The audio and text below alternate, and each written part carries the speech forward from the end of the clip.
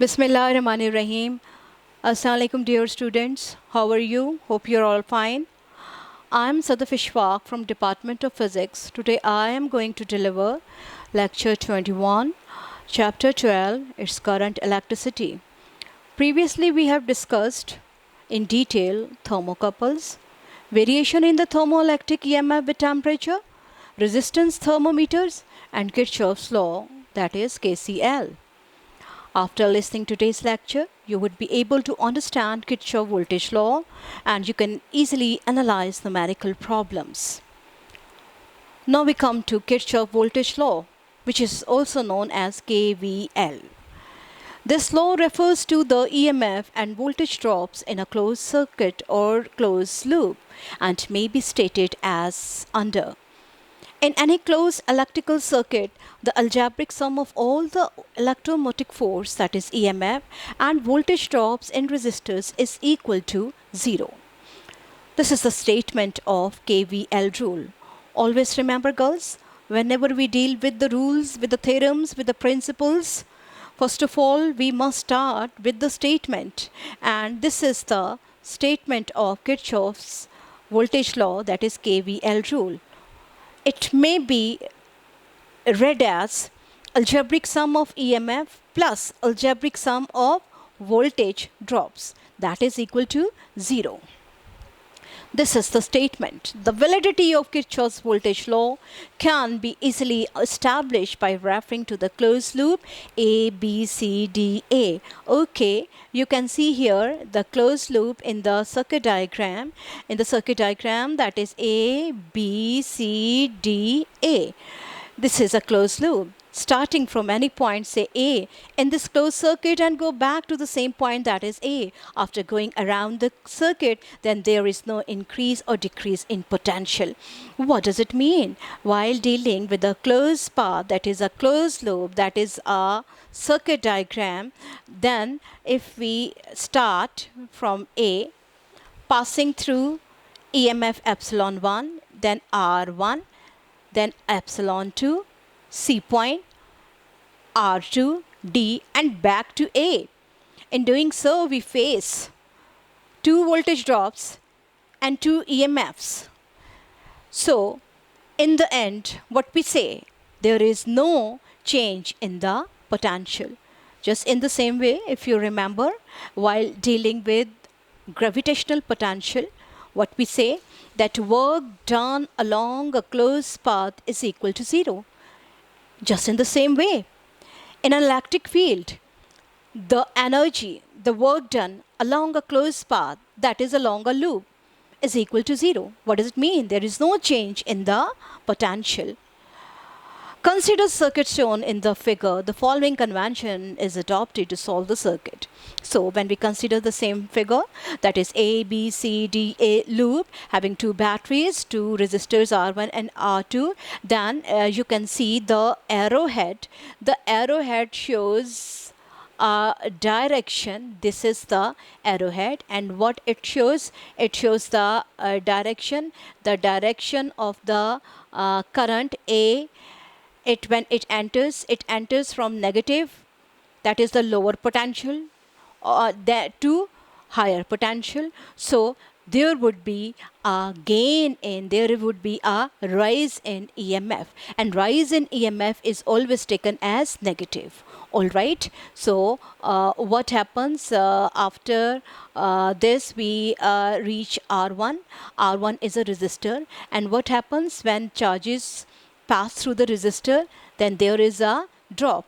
Energy is lost. So the loss in energy, that is a potential drop across the resistor, is always taken as negative. For batteries, the positive end is always at higher potential. Current flows from high potential to the low potential. Assume the direction of current either clockwise or counterclockwise. So as we deal with the closed path, that is a loop, so the direction of current, it may be clockwise direction or it may be counterclockwise direction. There are two possibilities for the direction of flow of current along a closed loop, and in the given circuit diagram we notice one thing, that this is the direction of flow of current, and in which direction the current is flowing. Yes, it is flowing in counterclockwise direction, that is in anti-clockwise direction. Let's take counterclockwise round. Consider current from positive terminal of epsilon 1. We take the rise of potential, which is taken as positive. So what does it mean? As we start from A, passing through the battery epsilon 1, then here there is a gain in energy that is referred to positive epsilon 1. So after this we pass through R1. So according to Ohm's law, we know that the voltage across R1 would be V1, and V1 is equal to I into R1, but with a negative sign. Always remember, whenever the current passes through the resistor, there is a drop in potential which is indicated by a negative sign, that is minus I R1. Then we come to epsilon 2, and when we come to epsilon 2, second battery, so in which direction we are moving? From positive to negative, upper level to lower level. So energy is loss, indicated with a negative sign.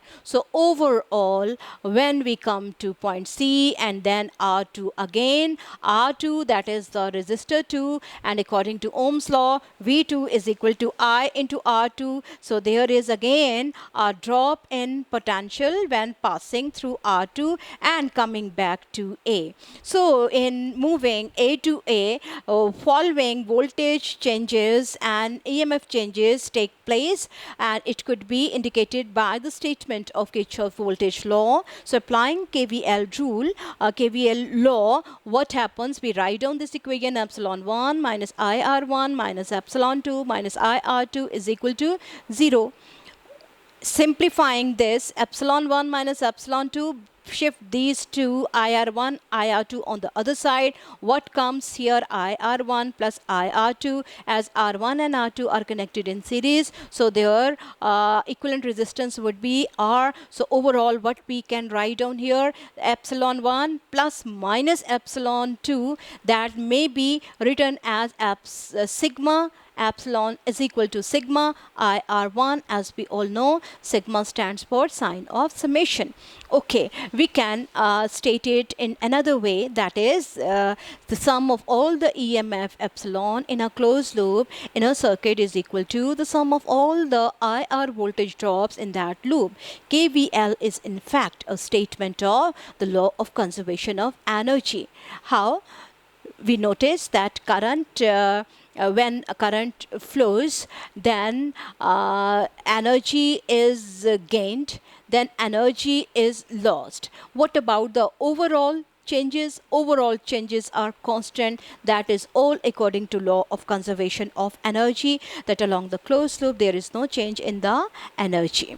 Okay, we can take another example, and in this example we take this circuit diagram where we have to apply the KVL rule, that is the algebraic sum of product of resistances and the corresponding currents flowing through them is equal to the algebraic sum of the EMF applied along the loop.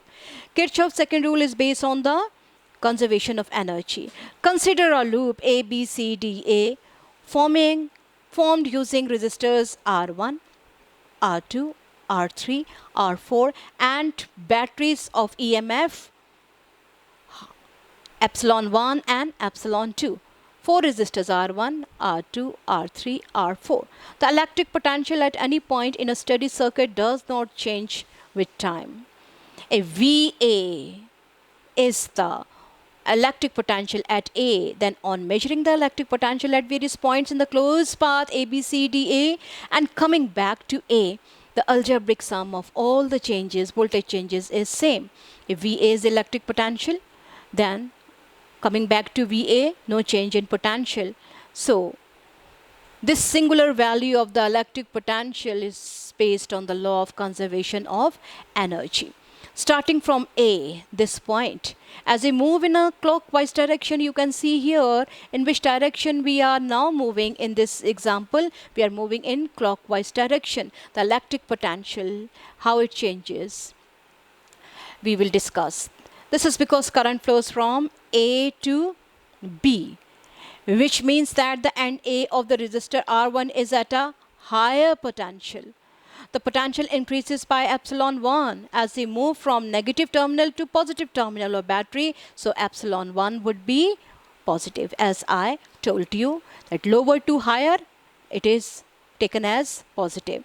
Potential increases on going from B to C through the resistor R2 as the direction of current is from C to B. So you notice then we move through R2, again potential is dropped over here, then through R3, then passing through the battery epsilon 2 and coming back to A. So overall what we write down, VA minus I1 R1 plus epsilon 1 plus I2 R2 minus I3 R3 minus epsilon 2 plus I4 R4 is equal to VA. So counting all this, simplifying all this, we get the same equation, and in that case again law of conservation of energy is valid. What are the procedures while dealing with numerical problems? In order to solve problems by using Kirchhoff's laws, consider the circuits shown in the given figure. Let us take two closed loops. Now we take two closed loops. That is A, B, C, F, A. That is A, B, C, F, A. This is loop number 1. And C, D, E, F, C. It is referred as loop number 2. The choice of loops is quite arbitrary. You can say that this is loop number 2 and this is loop number 1. Alright? But it should be such that each resistance is included at least once in the selected loop. You can make your choice, so by saying this is number 2 loop, this is number 1 loop, but you will not change the resistances which are connected. Kirchhoff voltage law can be applied to these closed loops to get the desired equations. Suppose the current I1 is flowing in loop number 1. So let me say this is loop number 1, and in the given figure we notice that in this loop, that is A, B, C, F, A, B, that is A, B, C, F, A, this loop, the current which is passing is I1, and in the second loop the current which is flowing is I2. The direction of flow of current I1 is shown by this arrowhead that shows clockwise direction, and this shows anti-clockwise direction. So it means I1 is in loop number 1, I1 is in clockwise direction. In loop number 2, I2 is in anti-clockwise direction. So we notice that R1 is a common resistor. So what is the current which is passing through R1? It would be I1 plus I2 because of this branch CF, that is a common junction. The direction in which currents are assumed to flow is unimportant, since if wrong directions is chosen, it will be indicated by a negative sign in this result. So if the direction, instead of saying negative, if you are considering a positive term, so in the answer there would be a change. The positive would be converted into negative and vice versa when we are considering the wrong direction of current. Instead of considering clockwise, if you are considering anti-clockwise, then in the answer the opposite sign will come. In the loop, in the first loop we are talking about, epsilon 1 will be given positive sign. Why? Because clockwise direction. Alright, if this is a clockwise direction, so it means in clockwise direction where we are moving from lower to higher terminal, that's why epsilon 1 is considered as positive. It is because as we consider the loop in the order A, B, C, F, A, we go from negative terminal to the positive terminal of the battery and the branch AB, and hence there is a rise in potential. And as I told you, rise in potential is taken as positive and drop in potential is always taken as negative. The voltage drop in branch CF is I1 plus I2 and shall bear a negative sign. Why? Because of this resistor, current passes through it, then always voltage is dropped, indicated with a negative sign. As we consider the loop in the order A, B, C, F, A, we go with current in branch CF and there is a fall in potential. Applying Kirchhoff's voltage law to the loop A, B, C, F, A, what we write down here? We write down here this equation that is epsilon 1 plus minus I1 plus I2 into R1 is equal to 0, and in this way by simplification we get here epsilon 1 is equal to I1 plus I2 into R1. As we go around the loop in the order C, D, E, F, C, now consider this loop, the second loop, C, D, E, F, C. Now consider this loop where the current is I2. It is moving in anti-clockwise direction. So what happens here, what we consider for epsilon 2, it is taken because moving from lower to higher terminal. So lower to higher end means rise in potential, which is always positive. Okay. Here we notice if we change the sign convention, EMF epsilon 2 is negative. So what will happen to the potential drop across R1 and R2? Definitely it would be positive, as I told you when we change the sign. So in that case, the total equation would be written in this form. Instead of positive, what we write down here? Negative. So if this is negative, this drop, the drop of potential across the resistor would be positive. So it is indicated by this equation I2 R2, because here we are taking it positive, this is taken as positive, so this would be negative. All right, but overall what happens, the same equation comes if you don't do this step. All right, the same equation come. Epsilon 2 is equal to I2 R2 plus I1 plus I2 into R1. This equation comes. Since epsilon 1, epsilon 2, R1 and R2 are known, we can find three value of I1 and I2 from the above two equations. Hence currents in all branches can be determined. Girls, solved example 12.8. This is your homework. This is your assignment. In the light of the procedure we discussed now, try to solve example 12.8. All right, we come to example 12.9. 12.9 example, it shows three resistors and two voltage source. Use Kirchhoff's voltage law to find the voltage VAB. All right, you can see here in the given figure how many sources, two voltage sources. One is one of magnitude this 24 volts, and the other, that is VAB, is to be calculated. This one is to be calculated. Okay. And how many resistors? There are three resistors, that is R1, R2 and R3, 2 kilo ohms, 1 kilo ohms and 3 kilo ohms. These are connected as shown in the given figure. What we have to find? Use Kirchhoff's voltage law to find the voltage VAB. Okay, what is unknown? We have to find VAB. Total circuit resistance, because R1, R2, R3, these are all connected in series. So you have to sum up all of them to get a single resistance. So what comes to plus 1 plus 3 is giving you 6 kilo ohms. Okay, I, according to Ohm's law, I is equal to V by R. So what is V? V is 24 volt. This is 24 volts, which is given. Okay, when we put it here, we get the value, the magnitude of I. I is equal to 4 milliamperes. Now we have to apply Kirchhoff's voltage law to the loop A, B, C, D, A. Which one? A, B, C, D, A. On this loop, the direction of current I is given, you are going to apply Kirchhoff voltage rule. So, algebraic sum of all the potential changes and voltage changes is equal to 0. That is epsilon 1 minus I R minus I into R minus VAB is equal to 0.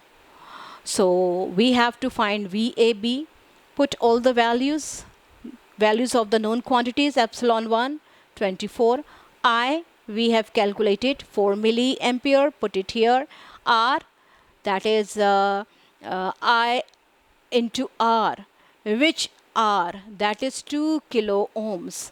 This value, this one, because we have considered this loop A, B, C, D, A. That's why we have to consider this resistor. All right, that is R1.